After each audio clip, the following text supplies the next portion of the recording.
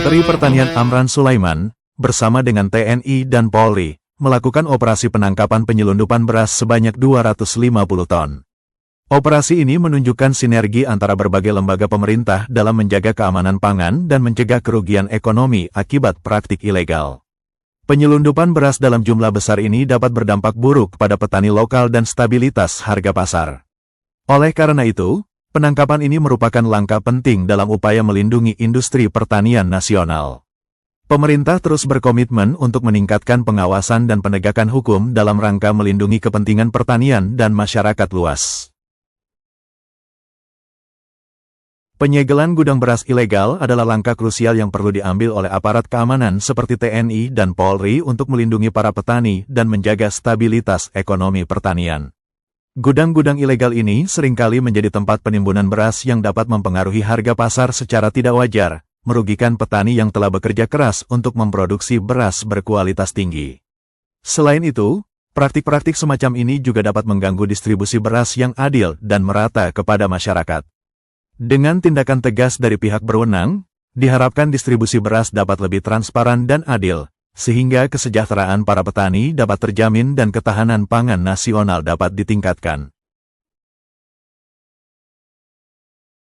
Di Sabang, itu 250 ton, tanpa izin dari pusat, tanpa persetujuan pusat. Tadi langsung kami telepon Kapolda, kemudian Kabareskrim, kemudian Pak Pangdam, langsung disegel. Ini berasnya nggak boleh keluar. Saat ini kita beras kita, stok kita tertinggi, tapi ada beras masuk tanpa seizin pusat.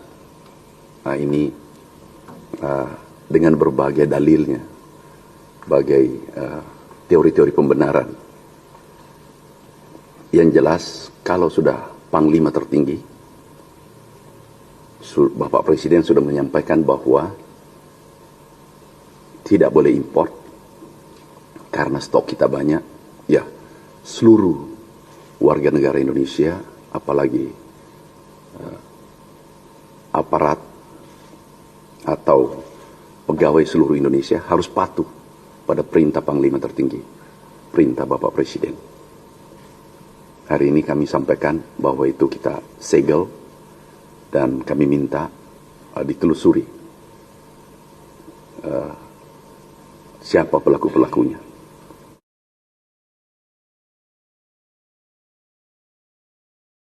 Kementerian Keuangan, Kemenkeu, memiliki peran penting dalam mengelola keuangan negara, dan dukungan dari masyarakat sangatlah vital untuk menjaga stabilitas serta efektivitas kebijakan yang diterapkan. Tantangan yang dihadapi oleh Kemenkeu tidak jarang datang dari berbagai pihak, termasuk mereka yang memiliki kepentingan tertentu dan merasa terancam oleh kebijakan reformasi yang diusung. Kaum elit atau berkuasa yang mungkin merasa kebijakan tersebut merugikan kepentingan pribadi mereka, bisa jadi berusaha untuk melemahkan Kemenkeu. Oleh karena itu, transparansi, komunikasi yang baik dengan publik, dan akuntabilitas menjadi kunci untuk mendapatkan dukungan masyarakat serta melindungi institusi ini dari upaya-upaya yang ingin menjatuhkannya. Dengan dukungan rakyat, Kemenkeu dapat lebih tangguh menghadapi tantangan dan terus berkontribusi pada kesejahteraan bangsa.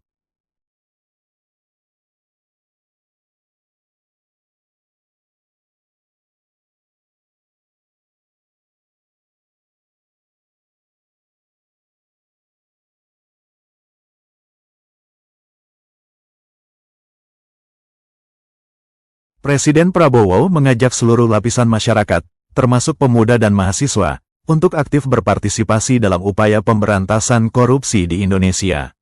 Dalam pernyataannya, ia menekankan pentingnya keterlibatan generasi muda dalam menyita aset-aset yang dimiliki oleh para koruptor sebagai langkah nyata dalam memerangi praktik korupsi yang merugikan negara. Dengan dukungan dan partisipasi dari berbagai kalangan, diharapkan upaya ini dapat mempercepat proses penegakan hukum serta memberikan efek jera bagi pelaku korupsi. Prabowo juga menyoroti pentingnya kolaborasi antara pemerintah, masyarakat, dan lembaga pendidikan untuk mendidik dan membangun kesadaran anti korupsi di kalangan generasi muda sebagai pilar masa depan bangsa.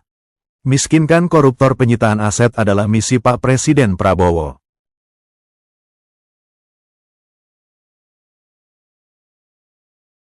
Saya dulu S1-nya teknik elektro dari ITB. Nggak ngerti duit, kerja aja. Habis itu S3 ambil ekonomi di sana, di luar negeri sana. Mulai ngerti duit, kerja nabung, invest, kerja nabung, invest. Sekarang uang saya lebih banyak dibanding dulu. Jadi teman-teman, kerja keras boleh, tapi jangan lupa berinvestasi. Nanti kalau enggak Anda lupa, kerja terus sampai tua. Nggak pernah nikmatin uangnya.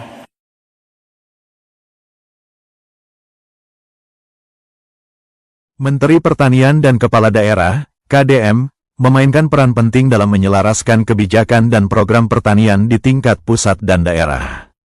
Sinkronisasi antara keduanya adalah kunci untuk memastikan bahwa kebijakan pertanian yang dirancang di tingkat nasional dapat diterapkan secara efektif di lapangan.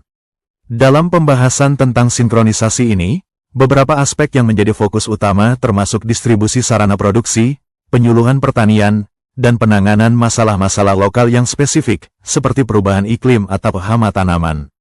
Melalui koordinasi yang baik, diharapkan hasil pertanian dapat meningkat, ketahanan pangan terjaga, dan kesejahteraan petani dapat ditingkatkan. Kolaborasi yang erat antara pemerintah pusat dan daerah juga akan memastikan bahwa bantuan dan sumber daya dapat dimanfaatkan secara lebih efisien dan tepat sasaran.